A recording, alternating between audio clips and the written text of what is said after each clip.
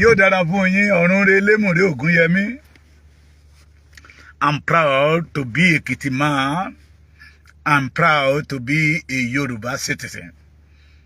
Mo today, Cherry, kò sóru tẹ́tìtẹ́lì fún mi, I will never stop láti máa sọ òtítọ́ ọ̀rọ̀. Ẹ máa pè mí o, èmi ó máa gbé. Mo ti sọ lẹ́ẹ̀kan mo ní béwúrẹ́ bá fojú wẹ̀yìn á fẹ́ pèfé lépè. Bí àgùntàn bá bojú wẹ̀yìn á fẹ́ pèfé lépè. Nọ́mbà ìwọ ẹni tó ń pè mí, I won't send it out.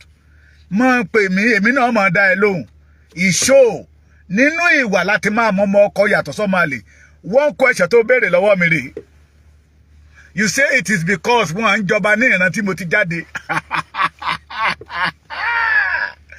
Akíkanjú ni wá.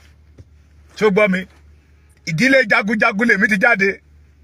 Àwa lọmọ ọlọ́dẹ òkìrì lápá méjèèjì. Ọmọ apata ojo kánrin. Ìdílé jagunjagun lèmi ti jáde. Ìran bàbá ti tèmi yìí bàlú jẹ́. Ìran bàbá ti tèmi máa ń dìfẹ́ǹdì ìlú ni. Ìran bàbá ti tèmi yìí dàlúrú. Ìran bàbá mi máa ń dáàbò bo aráàlú ni. Ṣó gbọ́ mi? Not all the Yorubas ló máa wá láti ìdílé ọba. Ìlú tẹ́ bá ti gbọ́, tẹ́ bá ti wà, tí gbogbo ìlú yẹn bá ti wà, tán ti jẹ́ pé ọmọ ọba ni wọ́n, òfo ní gbogbo ẹ̀. Ìran bàbá mi tẹ̀lúdó ni. Ṣó gbọ́ mi? Wọ́n pẹ̀ka káàkiri. Kò dẹ̀ sí nínú àkọọ́lẹ̀ pé ìran bàbá mi dàlúrú rí. Tá a bá rọ́bà tí ò ṣe dáadáa, ẹ má já sọ̀rọ̀, ẹ já sọ̀rọ̀ ní ìkórìtà tá a wà yìí. We the Yoruba, we are bleeding. These people wọ́n ti dá egbò àdá àjínà sára Yorùbá. Olóyìnbó pé kíní kan ní internal bleeding. The Yoruba, we are bleeding. Ṣó dìgbà tí Nàìjíríà bá pa gbogbo ọmọ ológo wa tán ni? Àwọn ọba wa, àwọn tó pa wá bí ẹni pẹran, nọ́mbà ṣọ̀rẹ́ because of brand envelope. Àwọn ọba wa, àwọn tó yẹ kó dáàbò bo ìran Yorùbá, àwọn tó yẹ kó kọ̀yà fún ìran Yorùbá, nọ́mbà àwọn ọ̀tá tó ń fẹ́ kí ìran Yorùbá ó parun, nọ́mbà wa ń ṣọ̀tẹ̀, nọ́mbà wọn ń ṣọ̀rẹ́, ẹ wá ní ká má sọ̀rọ̀. Mo tún ṣe àìgbọ́ròyìn kan ni o. Màá tún kà sí wa létí. Kí ẹ lè mọ̀ pé we must come out and say the truth. Pé ìwà táwọn ọba ìlú wù, ìwà ìkà ni. Àwọn ìdílé ọba tí Fúlàní pa ní Èkìtì níbẹ̀ àti ní Kwara State àti Ondo State, wọn ò lè gbàgbé ńlá nínú ìtàn. Bóyá kábíyèsí yẹ 50 years 60 years ló yẹ kó lò lórí àpèrè, Fúlàní gé kúrú. Ẹ jẹ́ máa béèrè, ká máa béèrè lọ́wọ́ Ọọ̀ni of Ifẹ̀. It is a question that all the Yorubas must ask the Ọọ̀ni of Ifẹ̀. Àǹfààní wo ni Buhari ṣe fún wa tó fi mú tó lọ sún ọjọ́ méjì ní Daura? Àbẹ́ ti gbàgbé ohun tó ṣẹlẹ̀. Ẹ ti gbàgbé ohun tó ṣẹlẹ̀ ní Ọ̀wọ̀ state, Ọ̀wọ̀ town, bóyá Ọ̀wọ̀ máa tó ní state. Tí ẹ ti gbàgbé ohun tó ṣẹlẹ̀ ní Ọ̀wọ̀. Tí Fúlàní wọlú ṣọ́ọ̀ṣì lọ́jọ́ Sunday tọ́dẹ̀ pa èèyàn, mo débẹ̀, mo ń rí ka ọmọ kékeré ńlẹ̀, ẹsẹ̀ ọmọ kékeré ńlẹ̀, bàtà ọmọ kékeré, ibi ọrùn apá ọmọ kékeré tí àwọn Fúlàní ti fìbọn fọ́ dànù. Ọmọ tí ò tí lẹ́jẹ̀ tó wálé ayé ẹ̀ tí ẹ̀ jẹ́jẹ́ Fúlàní pa. So iye ò tún irun kan lára àwọn ọba wa, but they can still go to the Fúlàní and say well done. ẹ wá ní ká má sọ̀rọ̀. Adéra fún yín bàbá mi Prince Adébánjọ Israel Gbémi Adéyẹmí Olúwọlé Gbóyèga adára fún gbogbo yín. Ẹ máa tẹ́tì mi Adó Èkìtì lèmi wà. Tó bá ọba ìlú mi bá ṣe màá sọ̀rọ̀ kábíyèsí gan mọ̀. A pè mí pé ọlá manisa ìka bábábábá yìí tí n bá ti nípa ọmọ Yorùbá inú ọmọ Yorùbá ò ní dùn sí. Ẹ tún wá wo ìròyìn tí mo ṣe tún gbọ́. Wọ́n ní Reverend Rántí Ige, a Pentecostal pastor based in Lagos, recent travel to his hometown Mopa. Ṣé Mopa ni àbí Mope? Mopa ṣáná kan sí bíbá yìí. In Kogi State, who was assassinated by Fulani herdsmen on his way from Isanlu to Mopa. Wọ́n ti pa. Picture eléyìí. Wọ́n ti pa. May so rest in perfect peace. Ṣé gbogbo nǹkan ẹ fẹ́ ká máa sọ fọ́mọ Yorùbá nìyẹn? Ṣé kádàrá tí ọmọ Yorùbá? This is one of the a true son of the Yorubas. Wọ́n ti ran Ọlọ́run àrèmábọ̀. Òun lẹ̀ wò yìí. Àìmọye wọn tán pa tí Fúlàní ń pa nípakúpa. So ọ̀rẹ́ ọ̀tá mi náà ni. I still stand on it. Ẹni bá ń ṣe ọ̀rẹ́ ọ̀tá Yorùbá ni. Either you are a king or you are a president or you are a commissioner, you are a what? Senator, rep, the leaders. Kí la fẹ́ ń pariwo àwọn Afẹ́nifẹ́re tó ṣojú tí wọn ò lè ṣẹ̀yìn. Pé they are enemy, they turn themselves to enemy of the Yorubas. The purpose they create the Afẹ́nifẹ́re is to defend the Yoruba race. Why they suddenly turn to become the enemy of the Yorubas? Kí la fi ń bá Gani Adams jà? Gani Adams ò pa wá lọ́mọ. Gani Adams ò gbàyàwó wa. It is because he hold the post that's supposed to defend the Yoruba. He refused to do it. What is the purpose of creating OPC? It is to defend and secure the Yoruba land. Tí ikú dẹ̀ ń pa ọmọ Yorùbá lọ́tún tó pa ọmọ Yorùbá lọ́sì. Tí Gani Adams ṣe bí pé òun ò rí. Tí ń wọṣọ funfun káàkiri. Ọlọ́jọ́ festival, Ṣàngó festival. That is why we are saying no. So tí Ọọ̀ni of Ifẹ̀ bá lè ṣe bẹ́ẹ̀. Tẹ́ bá ní ká má sọ̀rọ̀. It means that we the Yorùbá àti gbà ká mú kí Fúlàní ó pa wá ní. But àwa kan sọ pé no. À ṣe ìjẹ fún Fúlàní. We must have our nation. Èyí tó yẹ kẹ́ jáde síta pé kẹ́ béèrè in public pé kí ni Ọọ̀ni of Ifẹ̀ lọ ṣe ní Daura. Eré kí lajá ń bẹ́kùn ṣe. Ìbáṣepọ̀ wo ló wà láàrin òun àti what call it àti Buhari tó fi lọ sí Daura.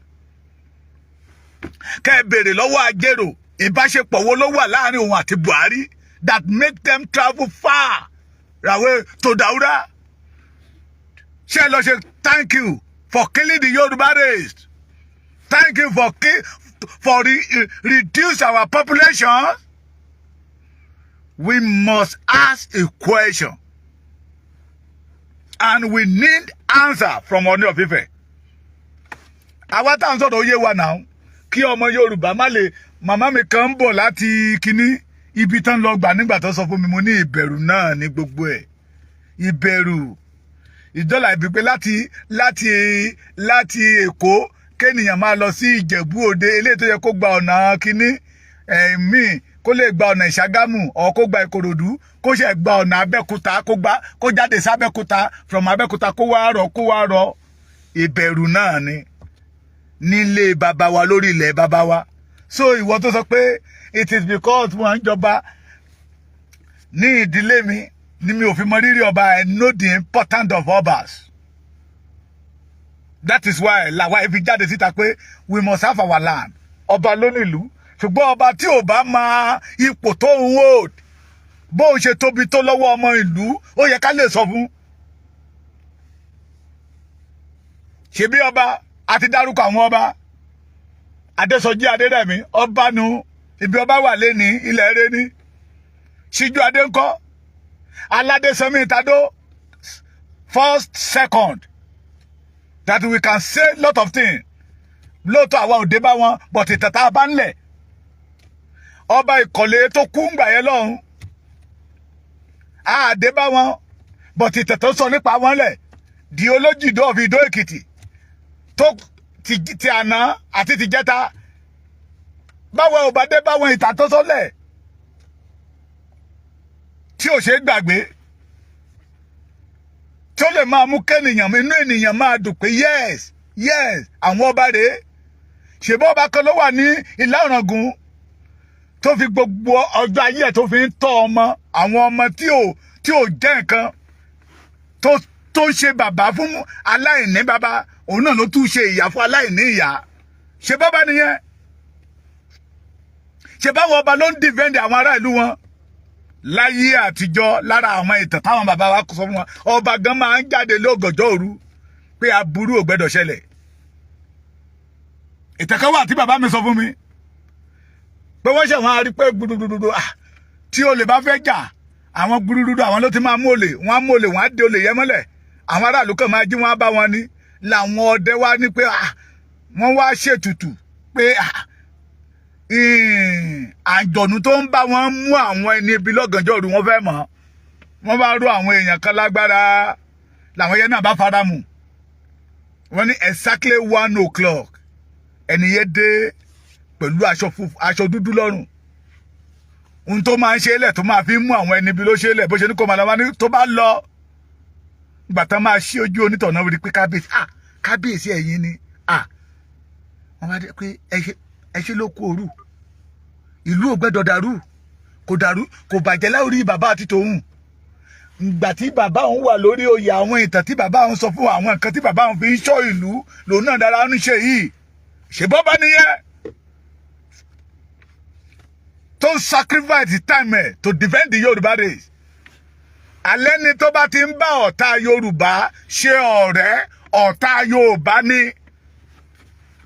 over 29,000 Yorùbás náà pa nígbà ayé Buhari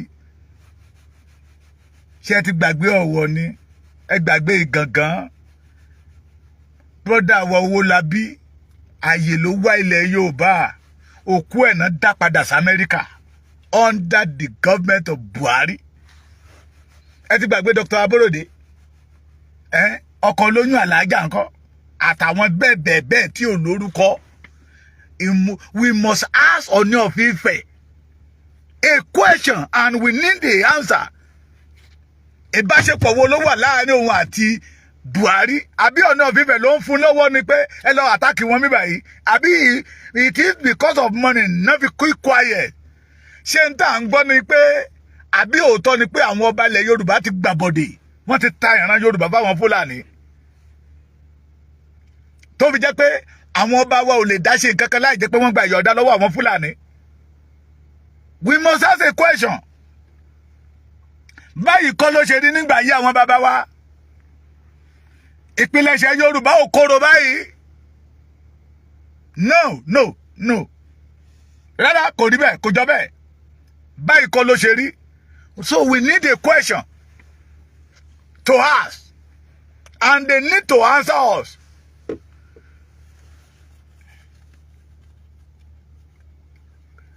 ọmọ làkàṣègbè bóyá mi ní it is because of oil well kò ní dá fún oil well mo ti ṣe ṣóòrí àwọn tó lámìlaka ní ìlú tó fi gbogbo ọjọ́ ayé wọn tó fi sin ìlú wọn nígbà tán kú nígbà táwọn ọmọ wọn ti sin òkú wọn tán ilé wọn padà lọ́bẹ̀ mọ́ kì í ṣe pé wọn ò rówó tún ṣe wọ́n rí gẹ́gẹ́ bí kíṣìn ilé ayé àfọwọ́bà díẹ̀ ni bọ̀tún tẹ́ bá ṣe Awólọ́wọ̀ ti kú láti 87 ọmọ Yorùbá sì ń jẹ ọ̀rọ̀ wọ́n sì ń jẹ orúkọ Awólọ́wọ̀ lẹ́nu it is because he have a good record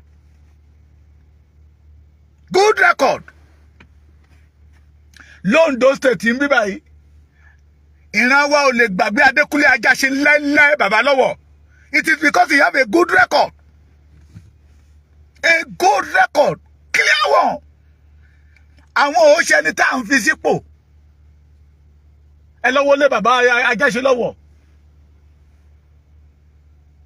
pẹ̀lú gbogbo ọdún tí bàbá yẹn ṣe fi ṣe gómìnà nígbà ayé títí wọn a mọ àwọn tó kówó jẹ a mọ àwọn tó ń gbégbé ayé tó torí owó tọjọ lọ́jọ́ yẹn PN tó sọ Yorùbá nù wíwá ìṣẹ̀lẹ̀ ìrìṣàjà kí jíde lẹ́ni òun dá lẹ́ni òun tẹ́ ẹ bá ṣe làóròyìn so continue tó bá tún pè mí màá tún gbé bó bá ṣe ń pè mí lèmi náà máa wá Ọọ̀ni of Ifẹ̀ must answer a question ìbáṣepọ̀ wo ló wà láàrin òun àti Buhari torí Buhari gbogbo ọmọ Yorùbá ló mọ̀ pé Buhari ọ̀tá wa ni he give Fulani free road to operate to kill to destroy the Yorubas without anybody arrest them without anybody say no stop it the Buhari do whatever he like wọ́n pa Yorùbá bí gbà téèyàn bá pa ẹdìyẹ ọdún ni and you say that we must not see anything we must allow it to happen like that no Ọọ̀ni of Ifẹ̀ ọ̀tá wa ni Ọ̀jájá Ògúnlùsì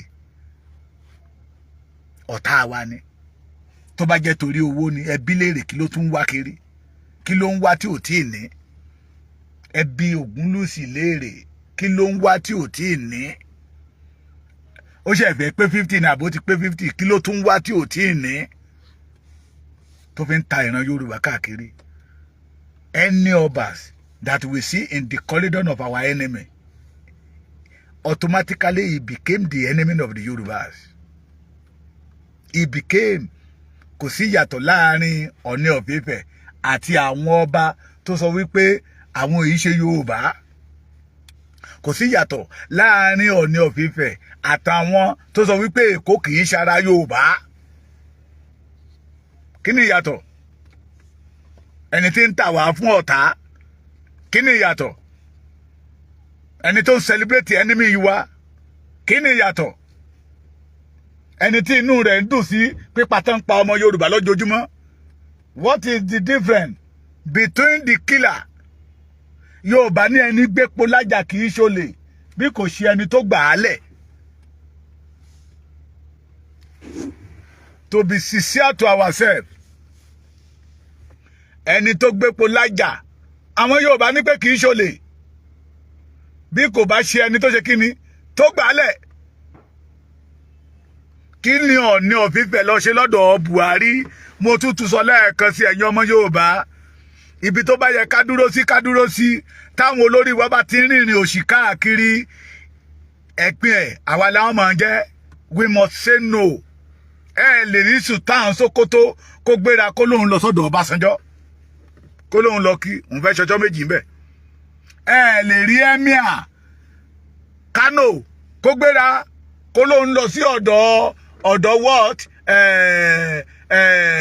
Tinubu lẹ́kọ̀ọ́ mi báyìí pé òun wá kíni pé ìṣèjọba ẹ̀ ó wà òkè gbogbo yín lẹ̀ ń rí lórí social media mi tí ì rí àgbà Fúlàní kan kó pèsè Tinubu èpè náà ń fún lójoojúmọ́ bọ̀tí nígbà tí Buhari wọ́n ń pèsè ọmọ wọn ni àwọn bàbá wa gan ò lè sọ̀rọ̀ wọ́n ń pè yín lóyún olè ẹ̀dẹ̀ ń gbé ọmọ ẹran jó so Ọọ̀ni of Ifẹ̀ ọba Ìjẹ̀rò ọba Ẹ̀pẹ́ ara Ẹ̀pẹ́ ọdún òré tọ̀tún they have question to answer or else àwa máa wò wọ́n gẹ́gẹ́ bí ọ̀tá Yorùbá ẹnikẹ́ni tó bá ti ń bá ọ̀tá wa ṣeré ó ti di ọ̀tá wa ọba ilẹ̀ Yorùbá kan ni tó bá rí ọ̀tá wa gẹ́gẹ́ bí ọ̀rẹ́ ó ti di ọ̀tá ìran ẹ ilẹ̀ Yorùbá dẹ̀ máa mú wọn báwa ò bá lè jà alọ́lọ́rọ̀ so ìwọ tó sọ pé it is because mi ò ń ṣe ọmọ ọba ní ó jẹ́ kí n mọ important of obas àwọn ọba tí mo mọ̀ wọ́n á dá lérú gbogbo ọba tó ti ń jẹ nílé Ifẹ̀ this one is number 1 tó wọ́ọ̀sì jù quote my word Ọ̀jájá yìí ṣẹran rẹ̀ fún ìran Yorùbá ọ̀dájú olè ní ìkà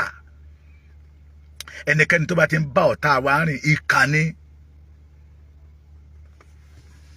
Kini iṣẹ́ rere wo ni Buhari ṣe fún ìran Yorùbá that make Ọ̀jájá starting praising him.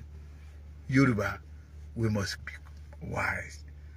Èyí ti fi hàn pé a ní àwọn àgbààgbà, most especially àwọn ọba, àwọn ló ń tà wá fáwọn ará bíbá yìí.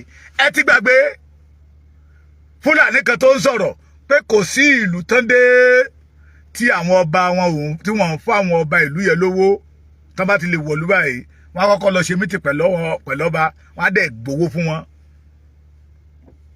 Ẹ jẹ́ kó jọ wọn àrókè lọ́kàn wa, but lábẹ́ bó ti wò kórí ẹgbọ́n èyí àìdá kẹ kú lọ́dọ̀ Buhari kẹ lọ sọ́dọ̀ Babangida, kẹ kú lọ́dọ̀ Babangida kẹ lọ sọ́dọ̀ kí lẹ ti ń pè Abdulsalam, kẹ kú lọ́dọ̀ Abdulsalam gan kẹ lọ sí bíbẹ̀rẹ̀ agrana Abacha, Yar'Adua ní àtẹlẹ́ tí ò Yar'Adua ní. Yorùbá nation máa dúró. We are going. Again, thank you for our mommy. Kẹ́mi ṣe Badnut ni wọ́n ṣàpè lórúkọ kan, mi ò tí ì lórúkọ wọn dáadáa. You make me happy that say that you are belong to the Yoruba. You did not have anything common with Fulanis. God bless you and God will honor you. Yoruba, orílẹ̀-èdè wa ń bọ̀ lọ́nà. Either they like it or not, the Yoruba nation will stand by God's grace. Let us join hands together. Ẹ má fi ojú àwọn ọba ìgbéka. Ẹ má fi ojú àwọn àgbààgbà ìgbéka. It is me and you that will fight for our freedom. God bless you.